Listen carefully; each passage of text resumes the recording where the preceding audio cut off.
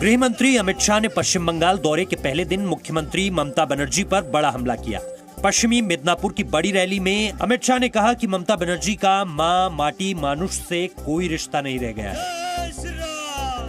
और पश्चिम बंगाल अब बदलाव करके मानेगा। मां माटी मानुष के नारे को तोलबाजी, तुष्टीकरण और भतीजावाद में परिवर्तित कर दिया। अमित शाह ने दावा किया कि बीजेपी 200 सीटें जीतकर बंगाल की सत्ता में आएगी।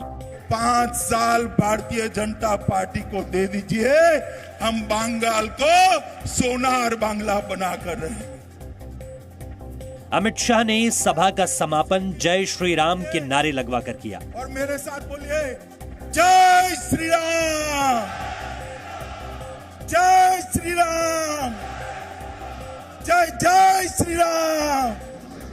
अमित शाह ने दौरे की शुरुआत कोलकाता में रामकृष्ण मिशन जाकर की। अमित शाह ने शहीद खुदीराम बोस के परिवार का सम्मान किया। मिदनापुर में अमित शाह ने रैली से पहले सिद्धेश्वरी काली मंदिर जाकर पूजा अर्चना की। इसके बाद बेलीजुरी गांव में एक किसान के घर जाकर दोपहर का भोजन भी किया। कल अमित शाह बोलपुर में रोड शो करेंगे। अगले साल होने वाले पश्चिम बंगाल विधानसभा चुनाव से पहले टीएमसी लेफ्ट और कांग्रेस की मुश्किलें बढ़ गई हैं। तीनों पार्टियों में शामिल 10 बड़े नेता आज बीजेपी में शामिल हुए।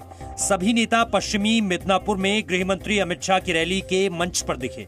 इनमें ममता बनर्जी के करीबी और उनकी सरकार में मंत्री रहे शुवेंदु अधिकारी भी शामिल थे।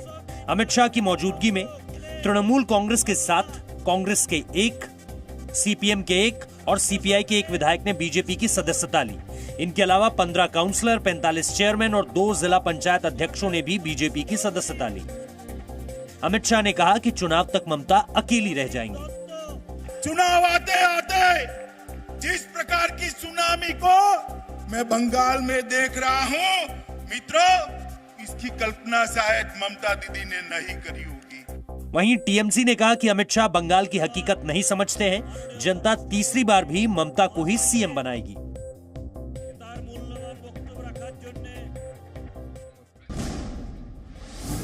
प्रधानमंत्री नरेंद्र मोदी ने किसानों को फिर भरोसा दिया कि नए कृषि कानून में उनका हित है। इसके फायदे 6 महीने में दिखने लगेंगे। एसोचैम के कार्यक्रम में प्रधानमंत्री ने कहा कि जो कृषि सुधार पहले किए गए, उसका फायदा देश को मिल रहा है। हमारे यहाँ देश में ऐसी ही चीजों का कितना बड़ा भंडार है और ये भंडार देश के किसानों के पास है, देश के गांवों में है। इससे पहले प्रधानमंत्री नरेंद्र मोदी ने सुबह ट्वीट करके एक बुकलेट शेयर की, जिसमें तीनों कृषि कानूनों के फायदे बताए गए हैं। वहीं किसानों के समर्थन में आज राष्ट्रीय लोकतांत्रिक पार्टी ने भी एनडीए छोड़ दी। आरएलपी के संयोजक और इकलौते सांसद हनुमान बेनीवाल ने संसद की 3 कमेटी से भी इस्तीफा दे दिया। तो राष्ट्रीय लोकतांत्रिक पार्टी के तमाम प्रदेश पदाधिकारी, विधायकों, जिला अध्यक्षों, पूरी प्रदेश कार्यकारिणी से सलाह मशविरे के बाद हम सब ने यह तय किया है कि 26 तारीख को 2 लाख जवान और किसान शाहजहांपुर बॉर्डर होते हुए दिल्ली की ओर कूच करेंगे। आरएलपी दूसरी पार्टी है जिसने कृषि कानूनों के विरोध में एनडीए छोड़ी है। इससे पहले अकाली दल ने एनडीए से रिश्ता तोड़ा था। जम्मू कश्मीर क्रिकेट एसोसिएशन घोटाले में प्रवर्तन निदेशालय ने जम्मू कश्मीर के पूर्व मुख्यमंत्री फारूक अब्दुल्ला की 6 संपत्तियां अटैच कर ली हैं। प्रवर्तन निदेशालय ने मनी लॉन्ड्रिंग एक्ट में यह कार्रवाई की है। 11 करोड़ 86 लाख रुपए की इन संपत्तियों की मार्केट वैल्यू 70 करोड़ रुपए है। इनमें 2 रेजिडेंशियल, 1 कमर्शियल प्रॉपर्टी और 3 प्लॉट हैं। श्रीनगर में गुपकार रोड पर जो घर और रेजिडेंसी रोड पर कमर्शियल बिल्डिंग अटैच की गई है, वो सरकारी जमीन पर है। जम्मू के संजमान में अटैच किया गया घर भी वन विभाग की जमीन पर बनाया गया था। लेकिन जी न्यूज से फोन पर बातचीत में फारूक अब्दुल्ला ने कहा कि उन्हें कोई नोटिस नहीं मिला है और ऐसी कार्रवाई से वो झुकेंगे नहीं। जम्मू कश्मीर क्रिकेट एसोसिएशन घोटाले में फारूक अब्दुल्ला समेत 4 आरोपियों पर 2002 से 2011 के बीच 43 करोड़ 69 लाख रुपए के गबन का आरोप है।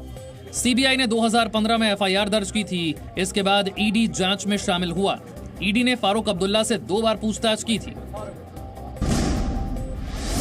कांग्रेस नेता जयराम रमेश ने राष्ट्रीय सुरक्षा सलाहकार अजीत डोवल के बेटे विवेक डोवल से माफी मांगी है। जयराम रमेश ने 2019 के मानहानि केस में कोर्ट में माफीनामा देकर माना कि उन्होंने पिछले साल चुनावी जोश में विवेक डोवल के खिलाफ बिना जांचे परखे आरोप लगाए थे। जयराम रमेश ने विवेक डोवल की कंपनी को डी कंपनी जैसा बताया था। जयराम रमेश ने एक प्रेस कॉन्फ्रेंस में भी यही आरोप दोहराए थे। इस पर विवेक डोवल ने जयराम और एक पत्रिका के खिलाफ मानहानि का मुकदमा दायर किया था।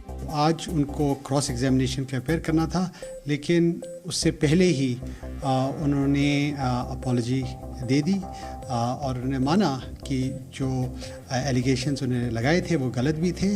मेरा मानना है कि सत्य की इवेंचुअली जीत ही होती है। जयराम ने बिना शर्त माफी मांगी। उन्होंने कांग्रेस पार्टी से भी कहा कि विवेक डोवल पर उनके आरोपों को पार्टी वेबसाइट से हटा दिया जाए।